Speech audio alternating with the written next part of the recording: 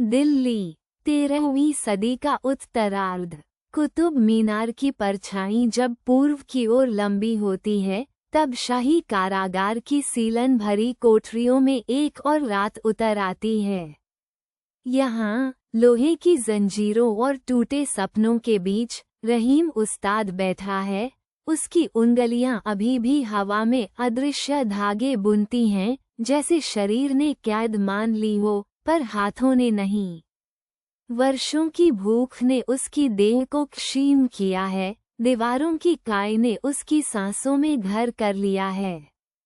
फिर भी उसकी आंखों में वह आग धधकती है, वह आग जो रेशम के एक एक धागे में रंग भरना जानती है, जो जुल्म से नहीं, केवल कला से जलती है।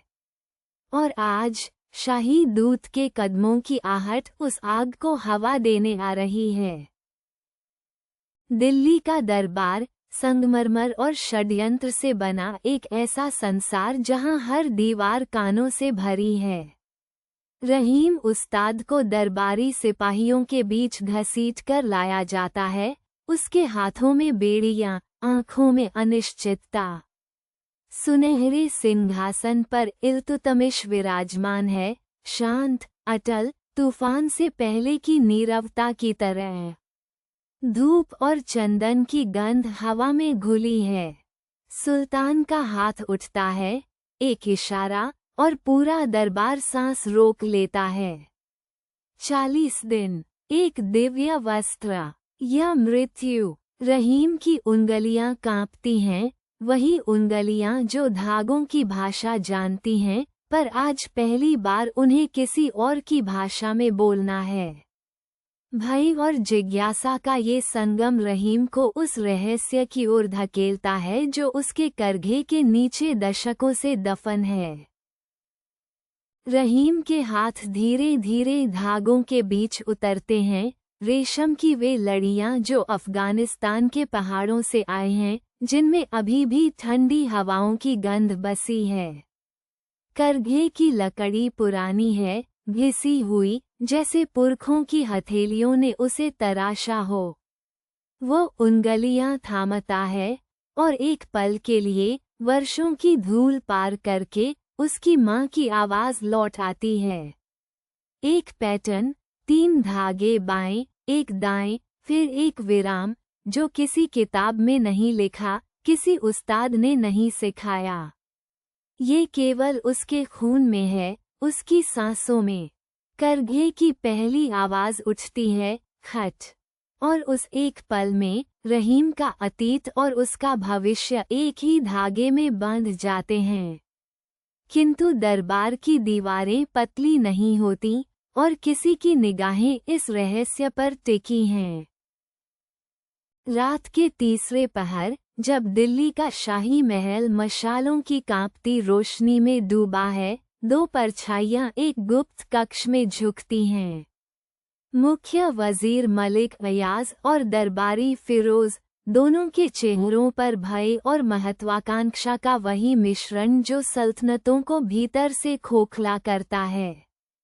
उन्हें पता है कि रहीम के धागों में केवल रेशम नहीं, सच्चाई बुनी हुई है। वह वस्त्र यदि सुल्तान की बेटी के हाथ पहुंचा, तो वर्षों का भ्रष्टाचार, हजारों दिरहमों की हेराफेरी, सब उजागर हो जाएगा। वे ठान लेते हैं, कच्चे धागे चुरा लो, करघा तोड़ दो, या बुनकर को ही तोड़ दो। परंतु रहीम उस्ताद के हाथ अभी भी बुन रहे हैं, और उनकी उंगलियां एक ऐसे रहस्य को समेटे हैं जो षड्यंत्रकारियों की कल्पना से भी गहरा है। रात के तीसरे पहर, जब दिल्ली की गलियां सो जाती हैं, रहीम उस्ताद के हाथ रुकते नहीं। मिट्टी के दिए की कांपती लौ में रेशम के धागे सोने की तरह चमकते हैं, लेकिन ये केवल वस्त्र नहीं बन रहा। हर ताने बाने में एक गवाही छुपी है। वजीर के अत्याचार, करों से कुचले गए बुनकरों के आंसू, और कत्लगाह बनी बस्तियां, सब कुछ धागों की भाषा में अंकित होता जा रहा है। अरबी और संस्कृत के प्रतीकों में लिपटे ये चित्र अनपढ़ आँखों को केवल सुंदर लगेंगे, पर जो पढ़ना जानते हैं उनके लिए यह वस्त्र एक विस्फोट है। रहीम जानता है, जब यह वस्त्र सुल्तान के दरबार में खुलेगा तो सत्य भी उसके साथ खुल जाएगा। रात का तीसरा पहर। कुतुब की मीनार की परछाई कारखाने की मिट्टी की दीवारों पर लंबी पड़ती है। अंधेरे में छुपे हाथ बेरहम सुनियोजित रेशमी धागों को नोचते हैं, करघे पलट देते हैं और उस अधूरे वस्त्र को, जिसमें रहीम ने 3 सप्ताह की आत्मा उड़ेली थी, टुकड़ों में फाड़ देते हैं। सुबह की अजान के साथ रहीम जब कारखाने की देहरी पर कदम रखता है तो जो दिखता है वह किसी युद्ध क्षेत्र से कम नहीं। सोने चांदी के धागे कीचड़ में सने हैं, रंगों की मटकियां टूटी पड़ी हैं और हवा में बिखरा रेशम किसी रोते हुए इंसान की सांसों जैसा कांपता है। 7 दिन शेष हैं और अब प्रश्न केवल वस्त्र का नहीं, रहीम के जीवन का भी है। रात के तीसरे पहर, कुतुब की मीनार की छाया में बस्ती के करघे एक साथ जाग उठते हैं। रहीम उस्ताद के आह्वान पर 10, फिर 20, फिर 30 बुनकर अपनी थकान भूलकर एकत्र होते हैं, हाथों में मशाल, आंखों में एक अजीब चमक। तेल के दियों की कांपती रोशनी में रेशमी धागे सोने की तरह दमकते हैं। करघों की खटखट एक लय बन जाती है, जैसे धरती की अपनी धड़कन हो। स्त्रियां धागे सुलझाती हैं, बच्चे बोबिन थामे दौड़ते हैं, बूढ़े उस्ताद रंगों को मिलाते हैं।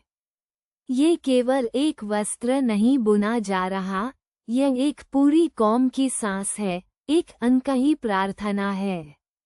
लेकिन दरबार में किसी की नज़र इस रोशनी पर पड़ चुकी है। दरबार में दीप शिखाओं की रोशनी कांपती है।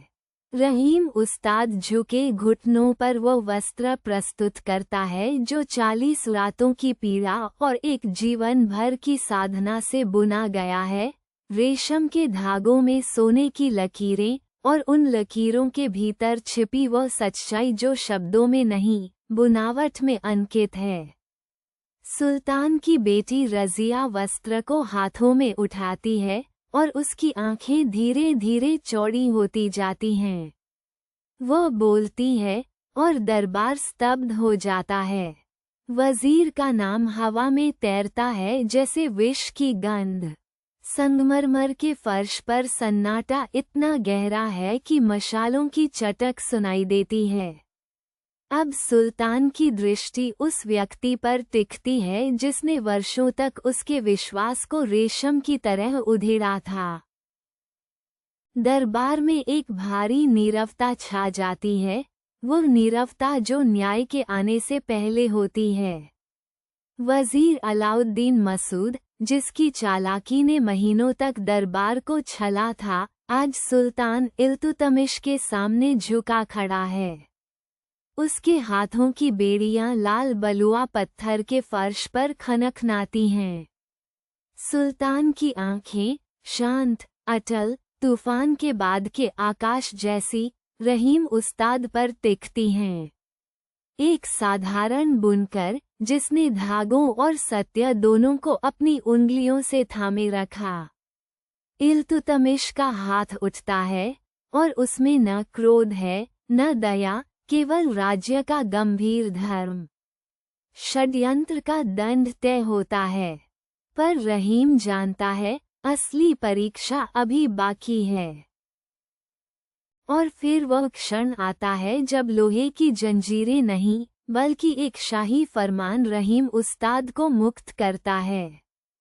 कुतुब मीनार की लंबी छाया में दिल्ली की सनकरी गलियां उसे फिर से अपनी बाहों में लेती हैं। मसालों की तीखी गंध, ऊंटों की घंटियों का स्वर और धूल में सनी वह परिचित मिट्टी जो केवल स्वतंत्र पैरों को ही महसूस होती है। रहीम के कंधे अब झुके नहीं, वे किसी सुल्तान के भार से नहीं बल्कि अपनी ही कला के गौरव से तने हुए हैं। उसकी उंगलियां हवा में अदृश्य धागे महसूस करती हैं। उसकी आंखों में एक नई बुनाई का स्वप्न जन्म ले रहा है, ऐसी बुनाई जो किसी दरबार के लिए नहीं, बल्कि समस्त मानवता के लिए होगी।